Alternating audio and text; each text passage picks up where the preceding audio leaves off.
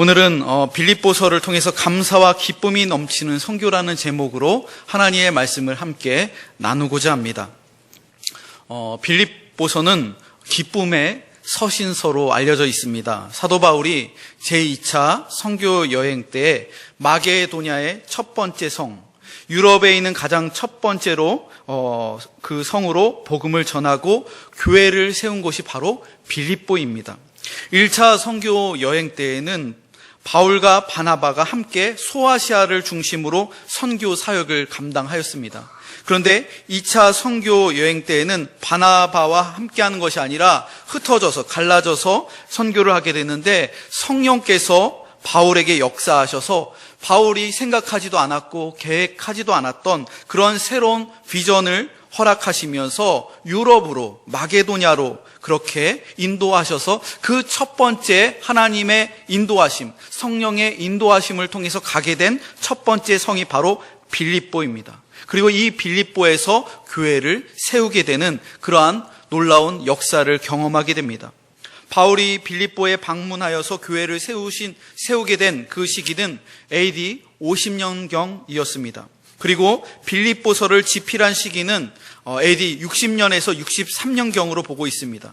빌립보에 교회를 세우고 약 10년이 지난 그런 시점, 10년이 지난 그러한 시점에서 다시 빌립보 교회를 돌아보기 위해서 본 서신서를 쓰고 있는 그러한 상황이 바로 빌립보서입니다.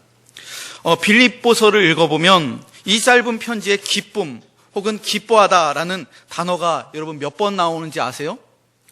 빌립보서는 1장부터 4장까지 굉장히 짧은 성경입니다. 짧은 서신서예요. 그래서 맘만 먹고 앉아서 이 빌립보서를 읽는다면 15분 혹은 20분이면 충분히 정독할 수 있는 그러한 짧은 서신서입니다. 근데 이 4장까지 기록된 성경에서 기뻐하다가 무려 16번 나오고 있습니다. 굉장히 많이 나오는 겁니다. 그래서 우리들은 빌립보서를 기쁨의 서신서다라고 그렇게 부르는 것입니다.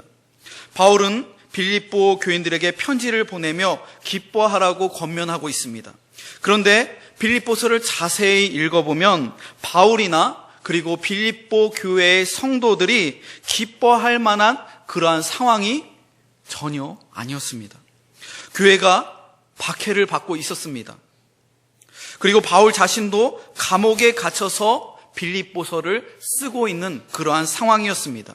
그래서 우리는 빌립보서를 또한 옥중서신이라고 그렇게 부릅니다. 바울과 교회의 성도들이 복음 때문에 박해를 함께 받고 있었습니다. 그리고 교회 내부를 볼 때 이렇게 박해를 받고 어려운 상황 가운데 직면했을 때 교회 내부적으로 평강하면 좋겠는데 교회 내부적으로 평강하지 않았습니다. 교회 안에 분열이 있었습니다. 서로 다투고요. 서로 굉장히 좀 분란이 일어나고 있는 그러한 내분을 겪고 있는 상황이었습니다. 또한 경제적으로, 사회적으로 봤을 때 어려운 그러한 경제적인 기근도 이 시대에 함께 삼중고를 이 어려운 시대 가운데 그렇게 겪고 있었던 것을 우리는 빌립보서의 말씀을 통해서 살펴볼 필요성이 있습니다.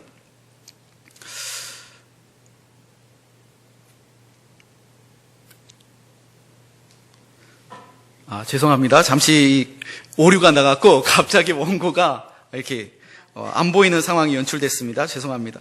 이렇게 핍박과 가난과 내분이 함께 겹쳐져 있는 삼중고를 지금 빌립보 교회의 성도들과 바울이 함께 겪고 있었습니다. 그리고 그들이 신뢰하고 따르던 지도자 바울도 지금 감옥에 갇혀서 사느냐 죽느냐의 그런 갈림길 가운데 있었습니다. 빌립보서 1장 22절로 23절을 보면 사도 바울 자신도 삶과 죽음 사이에 끼어서 차라리 죽어서 예수님 곁으로 내가 빨리 갔으면 더 좋겠다라고 그렇게 빌립보 교회 성도들에게 자기의 심정을 표현하였습니다. 그러나 자기 자신이 육신으로 살아서 복음 사역을 감당하는 것이 빌립보 교회의 성도들에게 더 유익하기 때문에 내가 다시 이 고난 가운데에서 살아서 다시 만나기를 기도하고 있다라고 바울은 자기 자신의 상황을 말하고 있습니다.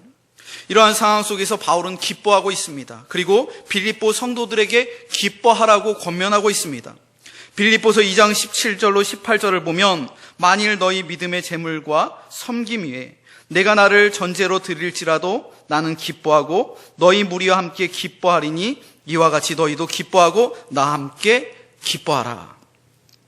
바울은 내가 나를 전제로 드릴지라도 나는 기뻐하고 또한 기뻐한다라고 말하고 있습니다. 여러분, 전제란 말이 무슨 말일까요? 전제라는 용어는 구약의 제사 때에 사용하는 용어였습니다. 바울 자신이 임박한 순교를 깨닫고 자기의 피를 하나님께 부어서 드린다라는 그러한 의미가 바로 전제로 자기 자신을 드린다는 것입니다. 동물을, 짐승을 죽여서 그 피를 받아서 하나님 앞에 드리는 그 제사 용어. 지금 바울은 자기 자신이 순교의 피를 흘려서 자기의 생명과 자기의 피를 기꺼이 교회를 위하여, 선교를 위하여 드리고자 하는 그러한 마음 속에서 기뻐한다라고 자기 자신의 심정을 밝히고 있는 겁니다. 빌립보서 마지막 장인 4장 4절에서도 주 안에서 항상 기뻐하라. 내가 다시 말하노니 기뻐하라. 여러분, 어떻게 이러한 환난과 핍박 속에서 기뻐할 수 있을까요? 어떻게 죽음의 상황 속에서 이렇게 기뻐할 수 있겠습니까? 지금 교회의 지도자들이 싸우고 또 경제적으로 어렵고 힘든 시기 가운데에서 어떻게 기뻐할 수 있습니까? 여러분, 요즘 우리나라도 기뻐할 수 있는 그러한 상황이나 조건이 굉장히 없는 것 같아요. 아이들이건 청소년들이건 또 청년들이건 그리고 장년들이건 연세 있으신 분들이건 그 삶을 볼 때, 그리고 상황들을 볼 때 우리나라 이 가운데에서 기뻐할 만한 조건을 찾아보기가 참 힘든 시대를 우리는 살아가고 있습니다. 청년들의 미래가 그리 밝지 않습니다. 취업과 결혼이 너무너무 힘이 듭니다. 그래서 결혼을 하지 않겠다고 스스로 결정하는 그러한 청년들이 점점 증가하는 추세입니다. 이런 사람들을 요즘에는 비혼족이라고 그렇게 표현합니다. 경제적으로 힘들고 또 많은 시간과 에너지가 필요한 연애와 결혼을 우리는 이제 더 이상 받아들이지 않겠다. 나는 그냥 혼자 편하게 살아가겠다라고 선언한 사람들이 비혼족이라고 합니다. 우리나라 경제도 굉장히 어렵지요. 2018년도 경제를 연구하는 많은 전문가들이 예측할 때 경제가 앞으로 더 나아질 것이다 라고 보는 그런 입장은 별로 없는 것 같습니다. 여러분, 교계와 교회는 어떻습니까? 요즘 문제없는 교회가 없는 것 같아요.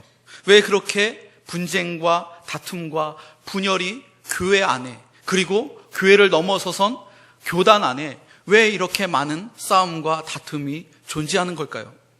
이러한 시대적인 어려움 가운데서 우리는 빌립보서를 깊이 묵상해 봐야 합니다. 박해와 또 경제적인 어려움과 교회의 위기, 이 삼중고 속에서 사도 바울은 그러함에도 불구하고 기뻐하라, 주 안에서 항상 기뻐하라 라고 권면한 이 복음의 메시지를 우리는 경청해 보아야 할 필요성이 있습니다. 우리 사회가 힘들고 먹고 사는 것이 힘들고 신앙생활하는 것이 힘들고 또 선교지 나가서 환경들이 힘든 가운데에서 우리들이 비관적으로 생각하고 부정적으로 생각하고 그리고 또 포기하는 것이 아니라 그러함에도 불구하고 그 안에서 기뻐해야 하는 것입니다. 저도 목회자로서 사명을 감당하면서 현실적인 상황을 봤을 때 때로는 좀 암담할 때도 있습니다. 그러나 그럴 때마다 항상 하나님의 말씀을 붙잡고 항상 기뻐합니다. 우리 장충당 교회에서 함께 사역하게 된 것을 항상 기뻐하게 생각합니다. 어떠한 상황이든지 그런 가운데에서 어려움이 있다 할지라도 항상 주님의 말씀을 붙잡으면서 상황에 휩쓸리는 것이 아니라 믿음을 가지고 항상 기뻐하려고 그렇게 기도하고 그렇게 살아가려고 애를 쓰고 있습니다. 바울은 빌립보 교회의 성도들에게 편지를 보내면서 자신을 그리스도 예수의 종 바울이라고 그렇게 소개하고 있습니다. 바울은 자기를 소개할 때 사도라고 그렇게 소개하지 않았습니다. 물론 바울은 자신의 사도직이 도전을 받거나 혹은 의심을 받을 때에는 교회를 향해서 그리고 성도들을 향해서 나는 그리스도 예수의 사도다라고 당당하게 그렇게 분명하게 밝혔습니다. 하지만 빌립보 교회에 편지를 보낼 때에는 자신의 사도직을 전면에 내세우지 않았습니다. 그 이유는 빌립보 교회와 바울과의 관계가 서로 신뢰가 쌓여 있었기 때문에, 사랑의 관계였기 때문에 굳이 자기의 사도직을 내지 않고 오히려 바울은 자기 자신을 그리스도 예수의 종 바울이라고 그렇게 소개하고 있습니다. 여러분, 바울은 쓸데없이 자신을 높이지 않았습니다. 자신을 아무 때나 그렇게 드러내지 않았습니다. 만일 바울이 스스로 높아지기를 원하는 그러한 사람이었다면 그는 종보다는 자기 자신을 사도라는 그 직함을 먼저 앞세웠을 것입니다. 오늘날 많은 세상의 지도자들이 쓸데없이 자신을 높입니다. 스스로 높아지려고 합니다. 그리고 리더 행세를 하려고 합니다. 이런 모습을 요즘 세상에서는 소위 갑질이라고 그렇게 표현을 합니다. 자신의 돈을 자랑합니다. 자신의 힘을 자랑합니다. 자신의 학력을 자랑하고요, 자기의 스펙을 자랑합니다. 심지어 자기 자신의 외모를 자랑하기도 합니다. 그래서 자기보다 못한 사람을 업신여기고 위축시키고 그리고 그런 사람들을 낮추어 보는 그러한 경향이 오늘날 세상 가운데 만연해 있습니다. 하지만 이러한 모습으로 살아가는 사람들은 지도자의 그러한 참된 자질을 갖춘 사람이 아닐 겁니다. 바울도 충분히 세상적으로 자랑할 만한 자격이 있는 그러한 사람이었습니다. 빌립보서 3장 4절로 6절을 보면, 그러나 나도 육체를 신뢰할 만하며 만일 누구든지 다른 이가 육체를 신뢰할 것이 있는 줄로 생각하면 나는 더욱 그리하리니, 나는 8일 만에 할례를 받고 이스라엘 족속이요 베냐민 지파요 히브리인 중에 히브리인이요 율법으로는 바리새인이요 열심으로는 교회를 박해하고 율법의 의로는 흠이 없는 자라. 그러나 바울은 예수 그리스도를 아는 지식이 가장 소중한 지식이었기 때문에 세상의 모든 자랑거리들을 배설물처럼 그렇게 버렸다고 그는 고백하고 있습니다. 바울은 오히려 그리스도 예수의 종이라고 자기 자신을 낮추고 있습니다. 여러분, 종이 무엇입니까? 영어로는 슬레이브, 그리고 헬라어로는 둘로스라고 합니다. 자신이 주인이 아니라는 겁니다. 내 인생의 주인이 내가 아니라는 겁니다. 나는 종입니다 라고 사도 바울은 자기 자신의 정체성을 분명히 교회와 성도들 앞에서 밝히고 있었습니다. 여러분은 누구입니까? 그리고 선교를 떠나는 우리 청년들, 나는 누구라고 생각합니까? 이 세상의 모든 사람들은 모두 갑이 되려고 합니다. 내 인생의 주인은 나라고 생각합니다. 하지만 우리는 결코 주인이 아닙니다. 우리는 종입니다. 그러면 우리는 누구의 종이 되어야 합니까? 오늘날 세상에 많은 사람들이 주인이라고 스스로 생각하지만 세상 사람들을 보면 종된 모습으로 그렇게 끌려가면서 살아갑니다. 죄의 종으로 살아갑니다. 물질의 종으로 살아갑니다. 알코올의 종으로 살아갑니다. 유혹과 음란의 종으로 그렇게 끌려가면서 상황에 휩쓸리며 자기 자신은 올바르게 살아간다고, 자기 자신은 성공을 위해서 살아간다고, 내 인생의 주인은 나야 라고 생각하지만 결코 주인이 아니라 그러한 세상적인 것에 끌려가는 그러한 허무한 삶을 오늘날 많은 젊은이들과 많은 사람들이 그렇게 살아가고 있습니다. 바울은 우리들에게 도전하고 있습니다. 누구의 종이 될 것인가? 그리스도 예수의 종인가? 세상의 종, 사탄 마귀의 종이 될 것인가? 우리에게 지금 오늘 말씀을 통해서 묻고 있는 것입니다. 사도 바울은 그리스도 예수의 종이라고 자기 자신을 당당히 밝혔습니다. 예수 그리스도를 주인으로 섬기며 나의 시간도, 나의 물질도, 나의 계획도, 심지어 나의 생명까지도 나의 것이 아니라 나의 주인 대신 예수 그리스도의 것임을 그는 고백하였습니다. 사랑하는 성도 여러분, 그리고 사랑하는 청년 여러분, 주인이 되려고 하지 마십시오. 우리들은 예수 그리스도의 종입니다. 선교 나가서 그리고 교회에서 사명 감당하면서 내가 주인이라고 생각하는 순간 아무것도 하나님의 뜻대로 이루어지지 않습니다. 실패하고 맙니다. 그러나 그 주권을 내려놓고 주님, 저는 종일 뿐입니다. 하나님이 주인이십니다. 이러한 마음으로 사명을 감당하고 선교할 때 하나님께서는 종된 우리를 통해서 하나님의 놀라운 역사가 일어날 것임을 믿으시기 바랍니다. 바울은 빌립보 교회에 편지를 보낼 때 자신과 함께 디모데를 예수 그리스도의 종이라고 나란히 자기 이름 옆에 디모데의 이름을 기록하였습니다. 이 부분이 굉장히 중요합니다. 바울은 자신의 영적인 동역자를 굉장히 중요하게 생각하였습니다. 특별히 디모데는 바울과 나이 차이가 굉장히 많이 났습니다. 아들뻘 정도 되는 그러한 차이였습니다. 실제로 바울은 디모데를 항상 소개할 때 믿음 안에서 낳은 영적인 아들, 참 아들 된 디모데라고 항상 서신서에서 그를 아들처럼 그렇게 소개합니다. 그런데 바울은 그런 디모데를 자신의 이름과 나란히 그 옆에 두고 있는 것을 우리는 발견하게 됩니다. 여러분, 오늘날 한국 사회 분위기나 그리고 교회에서도 서열이나 나이를 굉장히 지나치게 의식하는 경향이 있습니다. 그리고 너무 위계 질서와 서열 문화가 너무나도 팽배해져 있습니다. 그래서 잘못된 것을 잘못됐다고 말할 수가 없는 그러한 사회적인 분위기 속에서 많은 병폐와 많은 죄악들이 터져 나오고 있습니다. 많은 직장인들이 회사에서 상사 때문에 많은 스트레스를 받고 있습니다.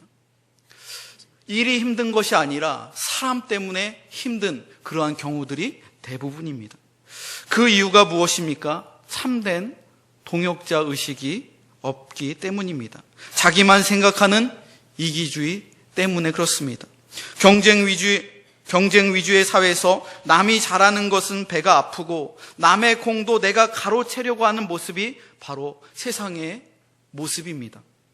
이러한 이기주의적인 모습이 때로는 교회 안에도 때로는 있더라는 겁니다. 디모데뿐만 아니라 빌립보서 4장을 보면 바울은 여러 동역자들의 이름을 언급하고 있는 것을 보게 됩니다. 바울은 항상 참된 동역자 의식을 가진 그러한 사람이었습니다.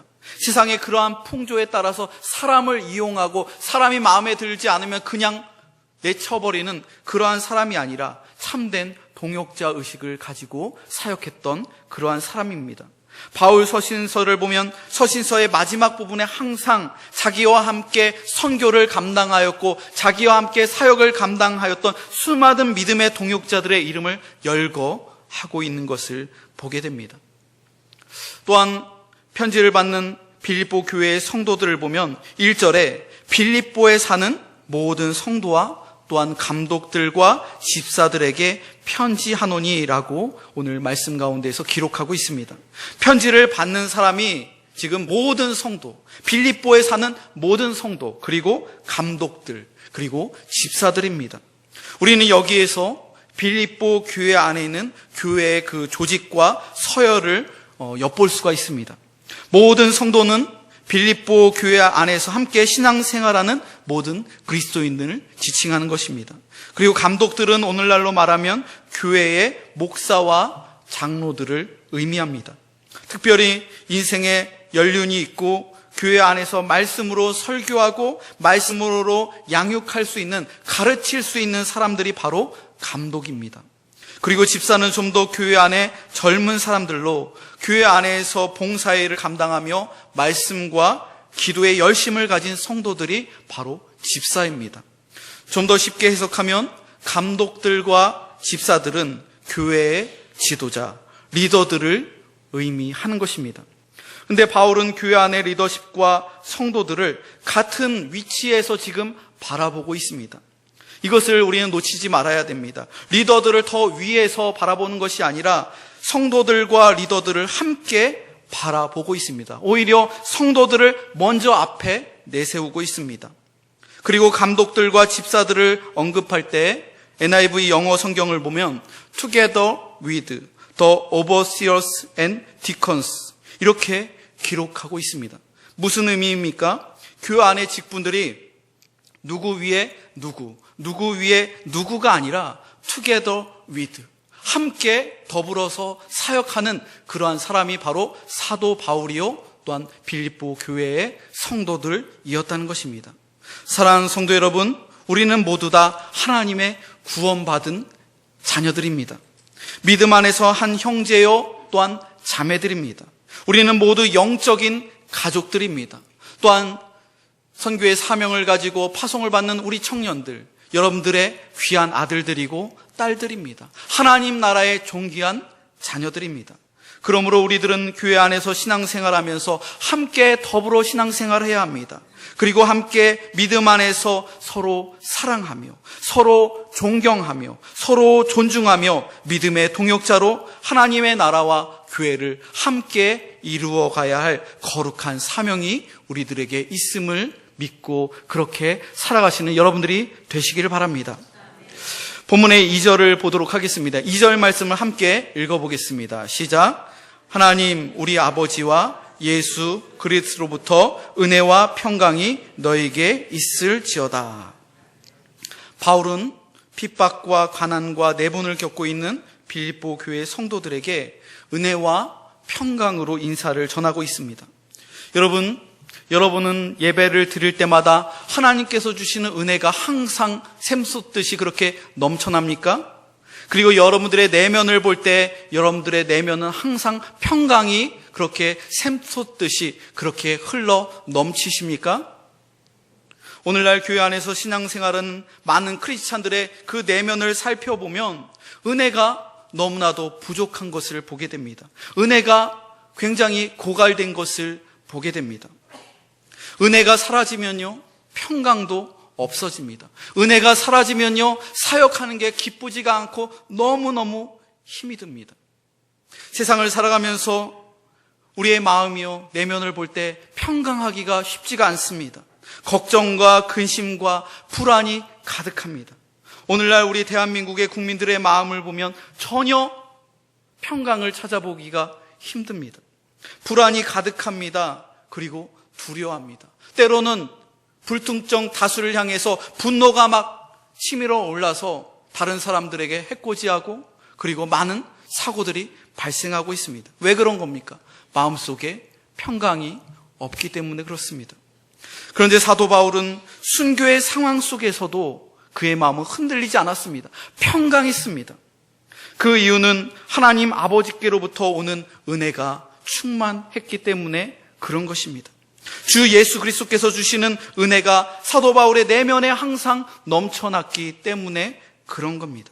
여러분, 우리의 마음에 평안이 사라졌다면 그 근본적인 이유는 하나님과의 관계에 있습니다. 하나님과의 관계가 어긋났다면, 하나님과의 소통이 단절되는 순간 하나님께로부터 오는 구원의 은혜, 그 은혜가 고갈되면 우리의 신앙생활 안에 또 우리의 내면 속에 평강이 완전히 사라져버리게 되는 겁니다. 여러분의 내면 속에 은혜와 평강을 한번 돌아보시기 바랍니다. 그리고 그 은혜와 평강은 세상이 주는 게 아닙니다. 돈이 주는 게 아닙니다. 어떤 사람이 주는 게 아닙니다.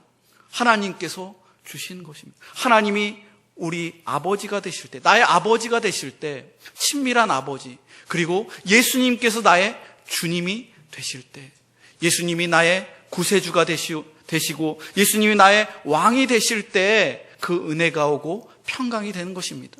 그런데 하나님이 나의 아버지가 아니라 옆집 아저씨처럼, 삼촌처럼, 그리고 예수님이 나의 왕이 아니라, 주님이 아니라 그냥 별 볼 일 없는 그냥 이웃처럼 그렇게 느껴지는 순간, 그렇게 살아가는 순간 우리의 신앙 속에서는 은혜와 평강이 사라져 버리게 되는 겁니다.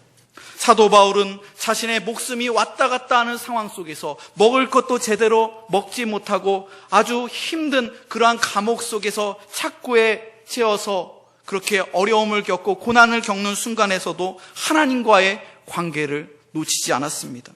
하나님께서 주시는 은혜가 넘쳐났고 그의 내면은 그로 인하여서 평강할 수 있었던 것입니다.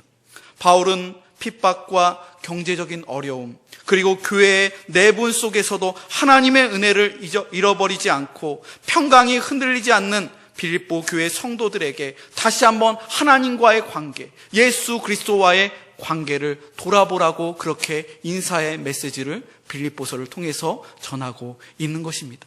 사랑하는 성도 여러분, 그리고 선교의 사명을 띠고 캄보디아로 떠나는 13명의 청년 여러분, 선교지의 현장에서 늘 사역하면서 하나님과의 관계를 끝까지 붙잡으시기 바랍니다. 하나님의 말씀을 붙잡으시고 기도하면서 하나님이 주시는 은혜, 하나님이 주시는 그 평강으로 아이들의 손을 붙잡아주고 아이들을 위해서 사역할 때 그 은혜와 평강이 선교사님에게, 그 선교지의 수많은 영혼들에게 전파되어 줄 줄로 믿습니다. 말씀의 결론을 맺겠습니다. 사랑하는 성도 여러분, 하나님께서는 우리에게 매일매일 베풀어 주시는 그 은혜들을 여러분 깊이 생각해 보시기 바랍니다. 그러면 하나님께서 우리에게 값으로 환산할 수 없는 무한한 은혜를 폭포수처럼 우리에게 부어 주실 것입니다. 그리고 세상이 빼앗을 수 없는 평강이 우리의 내면 속에 날마다 그렇게 흘러 넘칠 것입니다. 세상의 종이 아니라 오직 예수 그리스도의 종이 되시기 바랍니다. 믿음의 동역자들과 함께 인격적인 신앙의 교제를 통하여 서로 존중하며 서로 사랑하며 서로 섬길 때 하나님께서 주시는 기쁨이 우리 장충단 교회와 또한 여러분들의 삶과 또 이 나라 가운데 놀랍게 회복될 줄로 믿습니다. 특별히 오늘 수요 저녁 예배는 청년부 해외 선교 파송 예배로 우리가 함께 드리고 있습니다. 캄보디아 캄포청낭으로 떠나는 우리 단기 선교팀 장경원 목사님과 또 13명의 우리 청년들, 이번 선교를 통해서 감사와 기쁨이 넘치는 선교, 자신을 드러내는 것이 아니라 오직 예수 그리스도의 종으로 주님의 복음을 증거하며 함께 더불어 사명을 감당하는, 그리고 은혜와 평강을 얻고 그 은혜와 평강을 나눠줄 수 있는 그러한 선교팀이 되기를 주님의 이름으로 축복합니다. 기도하겠습니다. 이 시간